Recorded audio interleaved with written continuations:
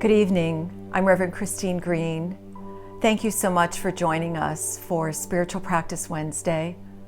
I'm so glad you could be here. Spiritual practice is so important right now. And tonight you're going to hear a series of readings and inspirations about courage. What topic could be better than in the time of such unprecedented uncertainty and change, but to talk about courage, the ability to have faith, the ability to stand up and be brave. So I invite you to get comfortable in your chair, take some deep cleansing breaths, open your heart and your mind, and be willing to step into courage. A time has come, and it is now. Will you take a stand, or bend your knee and bow? Will you state your case? Will you run this race, or turn in disgrace, try to hide your face? You've spoken the word, and by many were heard. Now what will you do when it's left up to you? Will you act out of your faith in the midst of a trial? Will you do what is right? Will you put up a fight? When you're put at a crossroad, what choice will you make? Will you stand for the truth, for the Lord's name's sake? Do what is right. Try not to lose sight. Make the right decision amidst all the derision. For when you've done all to stand, take a hold of God's hand. God will lead you and guide you, staying right there beside you. Don't try to please man, doing all that you can. Make time for the Lord. You will reap a reward. Be a blessing to others. Help your sisters and brothers. Care for those in need. Help multiply their seed. Be gracious and faithful. Be fair and be true. Looking not unto others, let the change come to you.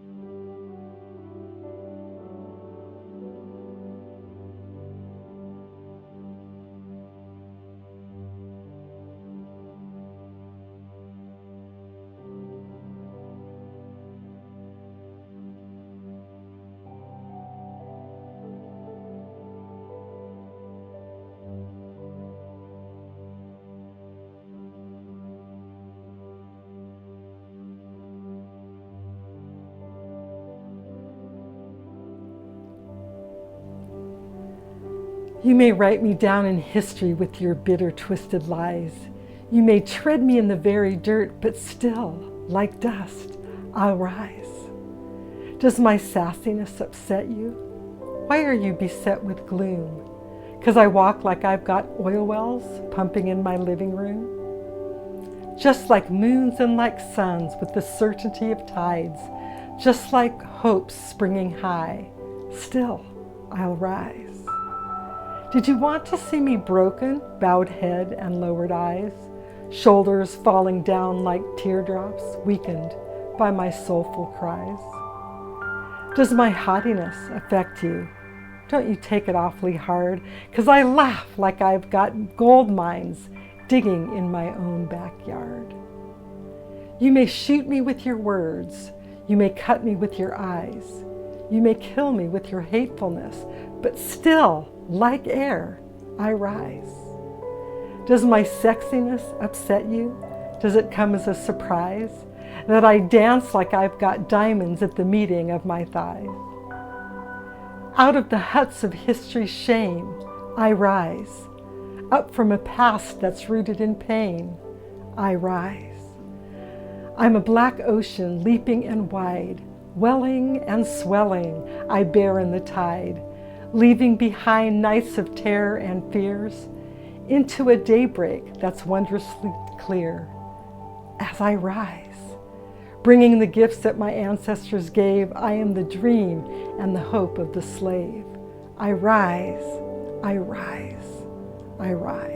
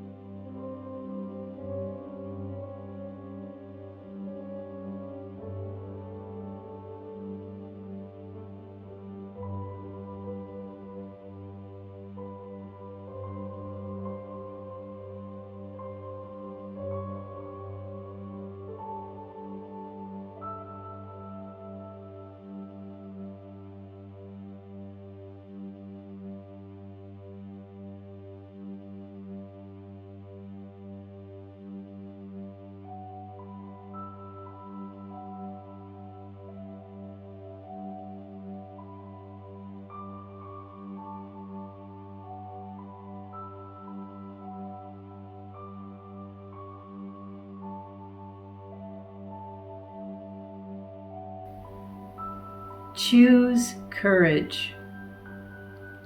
Have you ever known someone who sings the wrong lyrics to a song? In the classic rock song Bad Moon Rising by Creedence Clearwater Revival, instead of the correct lyric, "There's a bad moon on the rise," some people have sung, "There's a bathroom on the right." Frontman John Fogerty has even played along with this misheard lyric. While performing on stage, he uses hand gestures as if he's giving directions to the restroom. Well, someone who got it right was the Cowardly Lion in The Wizard of Oz.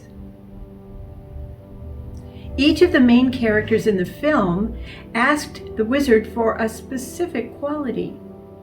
The Tin Man for a heart, which is love, and the Scarecrow for a brain, which is wisdom.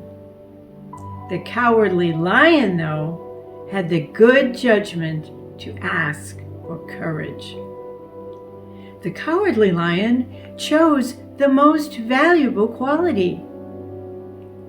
Can you have a strong, loving relationship without courage?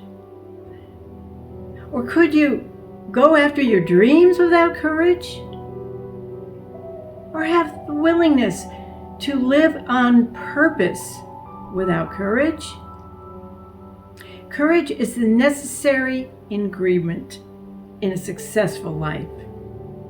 C.S. Lewis wrote, "Courage is not simply one of the virtues, but the form of every virtue at the testing point." When we strengthen our courage muscle by risking and doing that which we are afraid to do, the benefits of that action will impact all areas of our life.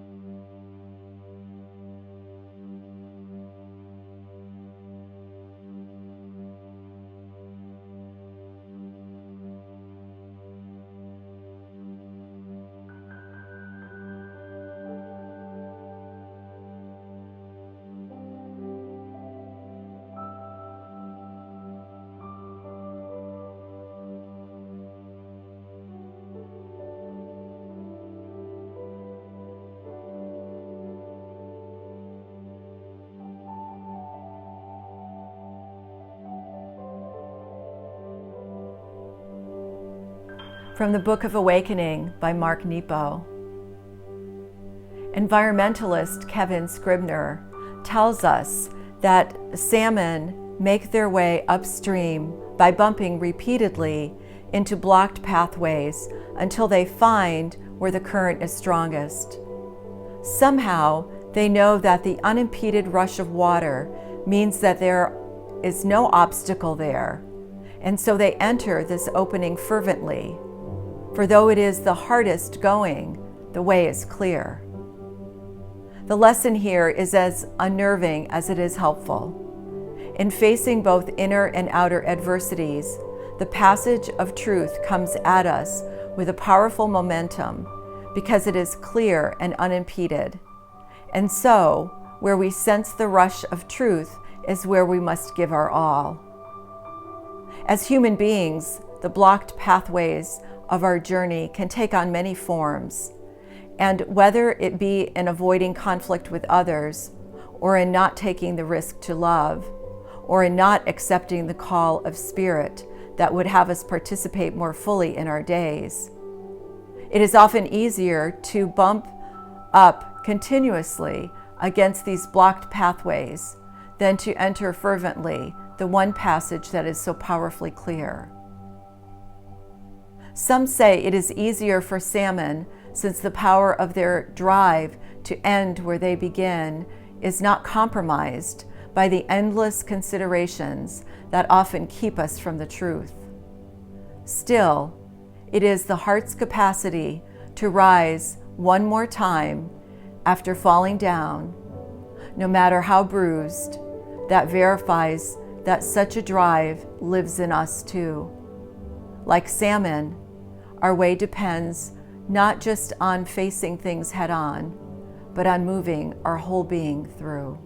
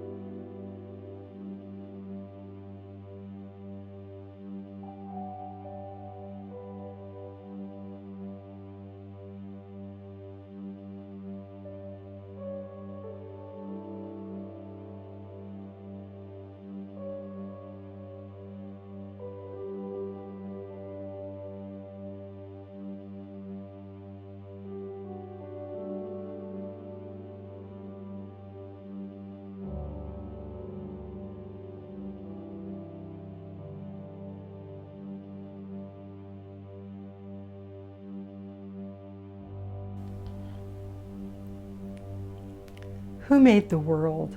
Who made the swan and the black bear? Who made the grasshopper? This grasshopper, I mean. The one who has flung herself out of the grass. The one who is eating sugar out of my hand, who is moving her jaws back and forth instead of up and down. Who is gazing around with her enormous and complicated eyes. Now she lifts her pale forearms and thoroughly washes her face. Now she swipes her wings open and floats away. I don't know exactly what a prayer is. I do know how to pay attention, how to fall down into the grass, how to kneel down in the grass, how to be idle and blessed, how to stroll through the fields, which is what I have been doing all day. Tell me, what else should I have done? Doesn't everything die at last and too soon? Tell me, what is it you plan to do with your one wild and precious life?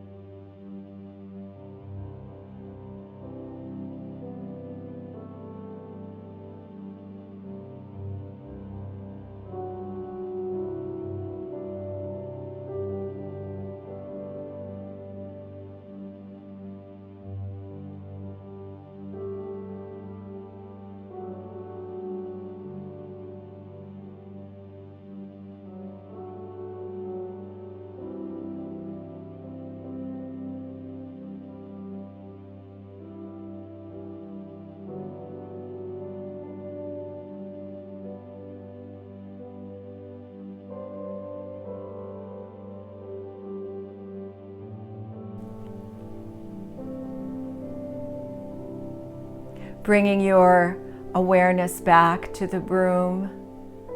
Take a couple deep cleansing breaths. Feel the energy flowing in and through your cells, your body coming back, feeling rested and renewed. I want to thank Reverend Barbara Wiest and Practitioner Laura Schlafly for joining me this evening for this spiritual practice on courage. If you were inspired by tonight and by this practice, we invite you to pay it forward, to give so that this practice can continue for others. We're so grateful that you chose to join us tonight. You can give by the text to give on the screen or by checking out our website at newthoughtcsl.org for other ways to give. Thank you for being here. Before we leave, Practitioner Laura has one more thought on the topic of courage. The cowardly lion shows his bravery. Just before his meeting with the Wizard of Oz in the Emerald City, the cowardly lion muses about what it would be like to be king of the forest. Little Dorothy asks, "Your Majesty, if you were king, wouldn't you be afraid of anything?" "Nobody, not no-how." "Not even a rhinoceros?" "Impossible." "Well, how about a hippopotamus?" "Why, I'd thrash it from top to bottomest." "Supposing you met an elephant?" "I'd wrap him up in cellophane." "Well, but what if it was a brontosaurus?" "I'd show him who is king of the forest." And now I invite you to be courageous and go for growth.